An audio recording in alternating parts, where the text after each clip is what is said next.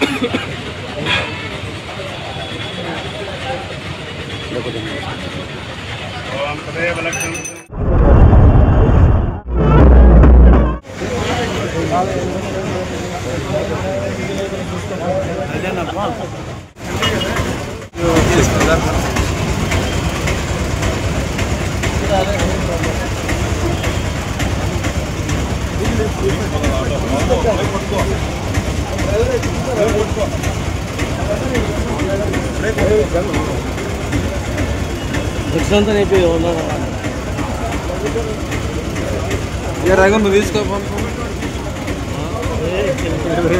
మరి స్పీడ్ వేస్తాను మరి ఓకే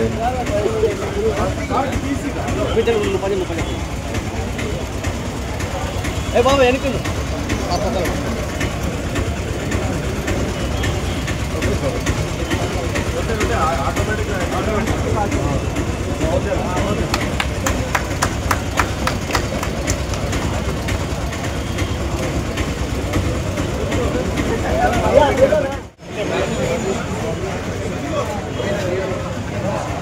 బాబు డబ్బులు ఏ బాబు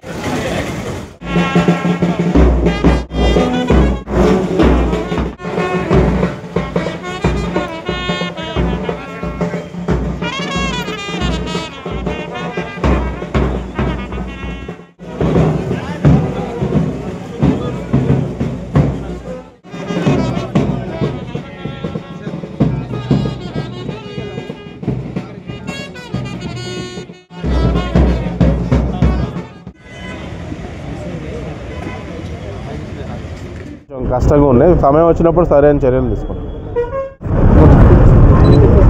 ఈ పోలీసు వారికి ఈ హెచ్పిసిఎల్తో అనుబంధం అనేది ఈనాటిది కాదు. ఇది మొట్టమొదటిగా 2011వ సంవత్సరంలో ఈ రకమైన అనుబంధం మనకి హెచ్పిసిఎల్ పోలీస్ డిపార్ట్మెంట్కి హెచ్పిసిఎల్ కంపెనీ వారితో ఏర్పడటం జరిగింది. మొట్టమొదటిగా ఉమ్మడి రాష్ట్రంలో ఇప్పుడు ఈ నేటి డీజీపీ కార్యాలయం ఉన్న 6వ పటాలంలో మొట్టమొదటిసారిగా హెచ్పిసిఎల్ వారు పోలీసు వెల్ఫేర్ కలిసి మొట్టమొదటి పెట్రోల్ పంప్ స్టేషన్ ఏర్పాటు చేయడం అయింది. తర్వాత రెండోది కాకినాడ తర్వాత క్రమేపీ విజయనగరం, విశాఖపట్నం, ఇంకా అన్ని చోట్ల వచ్చింది. సో ఇది బాగా ఏంటంటే ఆయిల్ కంపెనీ యాజమాన్యంకి పోలీసు వారి యొక్క ఈ అనుబంధం అనేది ప్రజల్లో ఒక రెట్టింపు విశ్వాసాన్ని కలిగించి నాణ్యమైన పెట్రోలు కంపెనీ వారు పోలీసు వారి ద్వారాగా గత 15 సంవత్సరాలుగా కూడా సరఫరా చేస్తున్నారు. ఎక్కడైతే ఈ యొక్క ఇలాంటి పెట్రోల్ పంప్స్ ఉన్నాయో అన్ని చోట్ల కూడా చాలా విజయవంతంగా ఈ యొక్క పెట్రోల్ పంప్ స్టేషన్స్ అన్నీ కూడా నడుస్తూ ఉన్నాయి. సో ఇక మన కర్నూలు జిల్లాలో కూడా 4-5 పైన, ఉమ్మడి కర్నూలు జిల్లాలో 5-6 ఉన్నాయి. అలాగే ప్రతి జిల్లాలో కూడా 4 నుంచి 5 పెట్రోల్ స్టేషన్స్ మొదట తొలి విడతగా హెచ్పిసిఎల్ వాళ్ళు పోలీసు వారితో భాగస్వామ్యానికి వచ్చారు. ఇప్పుడు బీపీసీఎల్, ఐఓసీ కూడా మనతో భాగస్వామ్యంలో వచ్చి బంకులు పెట్టడం జరుగుతుంది. ఇదేమిటంటే దీని నుంచి వచ్చే ఆదాయం ఏదైతే ఉందో పోలీస్ సిబ్బంది యొక్క వెల్ఫేర్ కోసము, అదేవిధంగా ఈ ప్రజలకు కూడా నాణ్యమైన పెట్రోల్ అనేది సరఫరా చేయడంలో ఈ యొక్క మోడల్ అనేది చాలా విజయవంతంగా గత 16 సంవత్సరాలుగా నడుస్తుంది. ఇంకా ముందు కూడా ఈ అనుబంధం కొనసాగి ప్రజలకి మేలైన సేవలు అందించాలని మేము కోరుకుంటున్నాం. ధన్యవాదం. 24/7